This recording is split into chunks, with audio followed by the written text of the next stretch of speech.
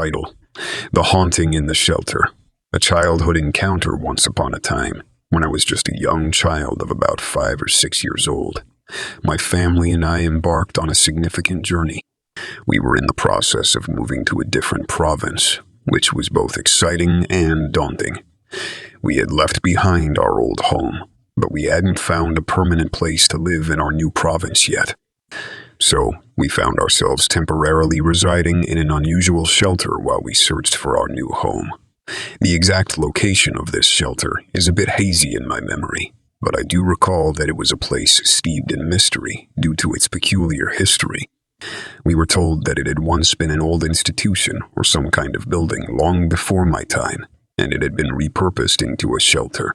Our temporary living situation was far from ordinary. We were assigned a cramped room that measured approximately 8 feet by 9 feet. The room was a stark contrast to what we were used to. It had a heavy metal door that shut us off from the outside world. Inside, there were 2 bunk beds, one on each side of the room. These bunk beds, while functional, had seen better days. Their metal frames were sturdy but creaky, and the mattresses were as unforgiving as concrete. In fact, the entire floor was made of cold, hard concrete. There were no windows to let in the comforting natural light. Despite these less-than-ideal conditions, my family and I didn't complain. We knew it was a temporary arrangement, and we were thankful for a roof over our heads. What made our situation even more unusual was that we seemed to be the sole occupants of this particular room on our floor.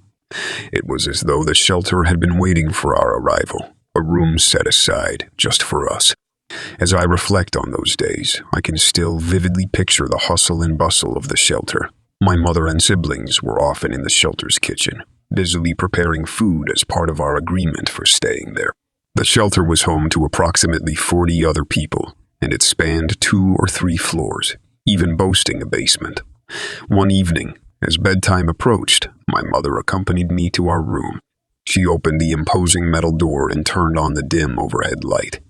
I could feel her warm presence as she waited for me to climb up the ladder to the top bunk bed. She whispered a gentle good night before switching off the light and leaving me in the room. But try as I might, I couldn't fall asleep that night. I lay in my bunk, my eyes fixated on the ceiling and the dim glow of the room.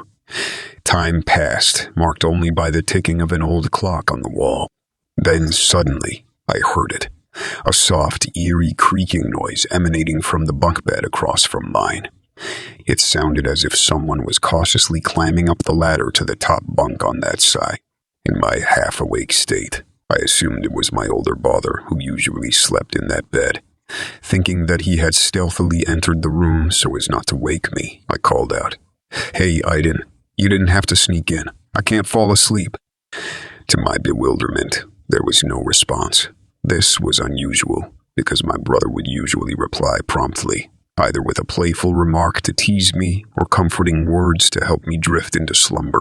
However, on this night, there was only the faint rustling of bed sheets, which seemed to confirm the presence of someone on the bunk bed.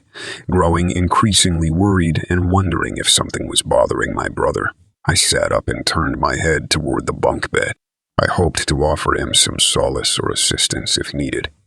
But what I saw next sent shivers down my spine. It wasn't my brother who occupied the bunk bed opposite mine. Instead, it was a shadowy figure. A young girl who appeared to be my age at the time. She had 2 braids adorning her hair, and her clothing was an old-fashioned puffy dress that contrasted starkly with the modern world I knew. She sat cross-legged, her bony finger pointing directly at me, and her dark, featureless eyes seemed to pierce my very soul. Terror washed over me, rendering me incapable of uttering a single sound. Fear gripped my throat, and I dared not move. I felt that making any noise would bring about some unfathomable harm, so I remained frozen under my blankets. Several hours passed in agonizing silence, the weight of the room pressing down on me. Then, as if the night had finally relinquished its grasp, my mother entered the room. With a flick of a switch, the room was bathed in light, and my siblings trailed behind her. Relief surged through me as I saw the room illuminated, believing that their presence had dispelled whatever had haunted me. Without hesitation, I scrambled down the ladder and into my mother's comforting embrace.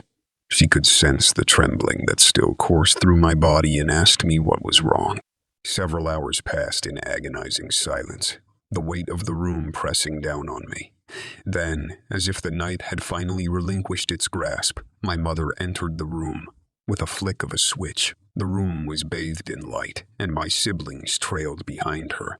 Relief surged through me as I saw the room illuminated, believing that their presence had dispelled whatever had haunted me. Without hesitation, I scrambled down the ladder and into my mother's comforting embrace. She could sense the trembling that still coursed through my body and asked me what was wrong. Determined to unravel the enigma that had plagued our shelter, my mother discreetly inquired among the shelter's other occupants, avoiding any mention of my experience to prevent undue panic. It was during one such inquiry that she met Courtney, a woman who had been residing in the shelter for some time. When my mother cautiously mentioned the mysterious girl with 2 braids and an old-fashioned dress, Courtney's face turned pale. She began to speak, her voice trembling as she confirmed my account. Yes, there is a spirit that roams here. It takes the form of a young girl with 2 braids and an old-fashioned dress.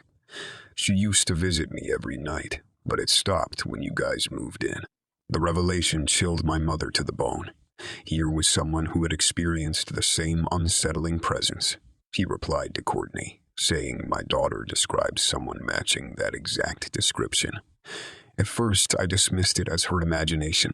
With that, Courtney simply walked away, leaving my mother to grapple with the unsettling truth that our shelter was host to an otherworldly presence. While the specter ceased its nocturnal visits following our arrival, the shelter was not entirely free from its eerie aura. Occasionally, I would catch glimpses of fleeting movements out of the corner of my eye, hear the disconcerting sound of kitchen knives being sharpened when no one was present, or even the distant echoes of anguished cries emanating from the basement, a space designated as a family room that could be booked by residents.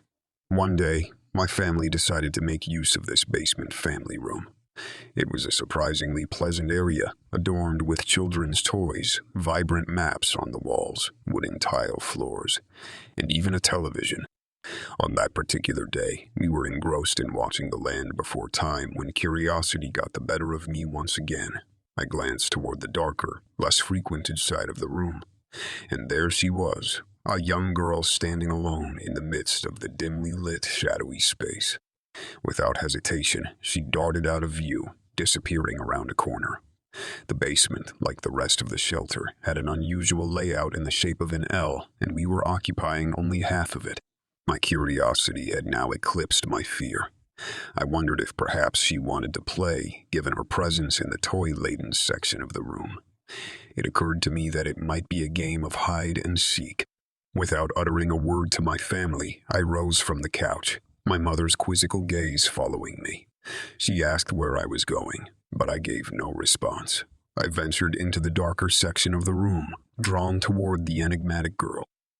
My actions puzzled my mother, who couldn't fathom why I would willingly venture into the darkest, least inviting part of the basement, where the feeble light barely penetrated. Unbeknownst to my mother, she decided to follow me, guided by concern for her child. I eventually entered a closet within the shadowy depths, still on the trail of the mysterious girl. My search was frantic, punctuated by questions I repeatedly asked aloud. Where are you? Don't you want to play with me? Is that why you keep running around me? The questions poured forth in a desperate attempt to engage with this spectral presence. My mother's concern reached its peak as she watched my increasingly erratic behavior.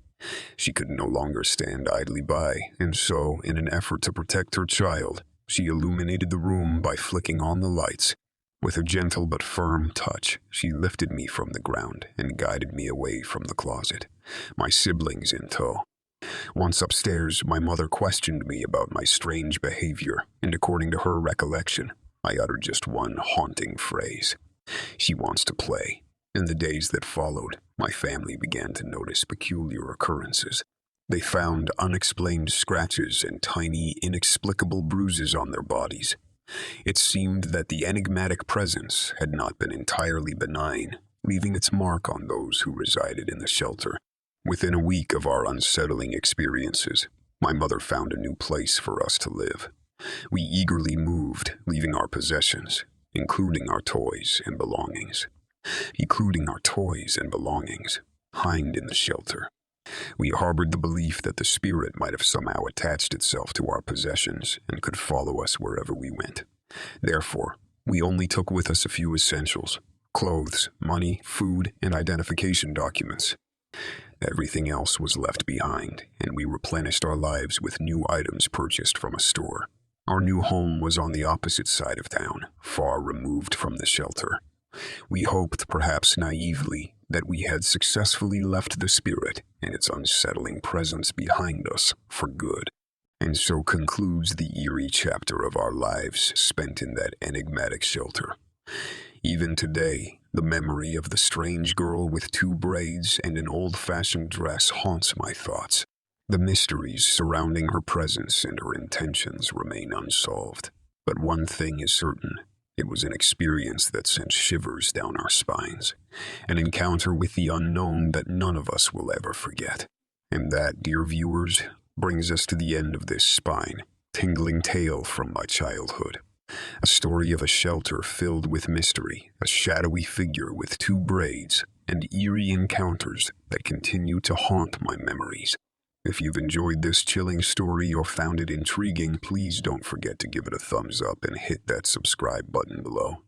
By subscribing, you'll be the first to know when we share more captivating stories like this one. And if you have your own eerie encounters or mysterious tales you'd like to share, please do so in the comments below. We'd love to hear from you. Lastly, if you know someone who enjoys a good ghost story or a mystery, be sure to share this video with them. You never know who might find it just as captivating as you did. Thank you for joining us on this journey into the unknown. Until next time, stay curious, stay safe, and keep an eye out for the unexplained. Goodbye for now.